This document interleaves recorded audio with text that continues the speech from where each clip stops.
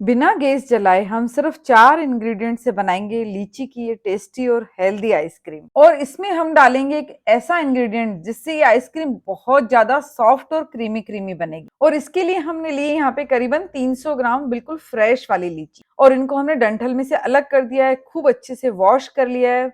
हाथ से इस तरह से हम इसको छील लेंगे। कई बार लीची के इस टॉप पोर्शन पे थोड़ा बहुत कीड़ा होता है, एक आध दो बारिश पड़ जाए तो उसकी शंका ज्यादा रहती है जब लीची थोड़ी गल जाती है, इसलिए आप ध्यान से इसे यूज कीजिए। नाइफ से हम इसको ऊपर की साइड से थोड़ा फ्री कर लेंगे, फिर इसका सीड निकाल देंगे। इस तरह से हम सारी लीची का पल्प इकट्ठा कर लेंगे। हमने 1 कप लिया है यहाँ पर लीची का पल्प, और उसको मिक्सर के जार में डाल देंगे। अब आधा कप हम इसमें डाल रहे हैं मिल्क मेड। हमारी इस रेसिपी से आपको गैस चलाने की जरूरत नहीं है, डायरेक्ट आप इस क्रीमी क्रीमी स्वादिष्ट आइसक्रीम को बना सकते हैं। और अब हम इसमें डाल रहे हैं 1/4 कप मिल्क पाउडर। अब बारी है उस इंग्रेडिएंट की जिससे ये आइसक्रीम बहुत ज्यादा सॉफ्ट सॉफ्ट और क्रीमी क्रीमी बनेगी, वो है आधा कप दूध की मलाई।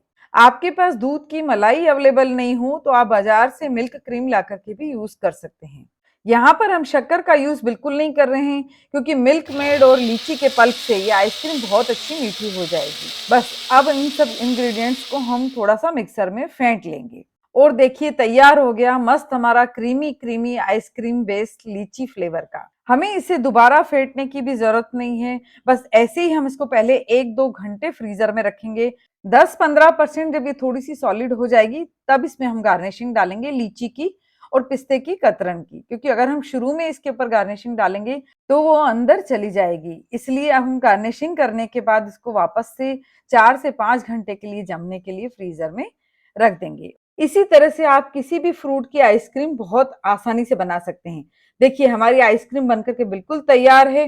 देखिए देखने में ये कितनी सुंदर है, बिल्कुल देख करके खाने को मन कर रहा है। और बिल्कुल सॉफ्ट सॉफ्ट और क्रीमी क्रीमी आइसक्रीम है, और स्वादिष्ट तो इतनी कि एक बार जिसको परोसेंगे वो तारीफ किए बगैर बिल्कुल नहीं रहेगा। तो अगर आपको हमारा ये वीडियो पसंद आया हो तो इसे लाइक और शेयर जरूर कीजिए, और हमारी चैनल पर अगर आप न्यू हैं तो चैनल को सब्सक्राइब जरूर कीजिए, और ऑल बटन एक्टिवेट करना बिल्कुल न भूलिए, और अपना फीडबैक हमें कमेंट करके जरूर दीजिए।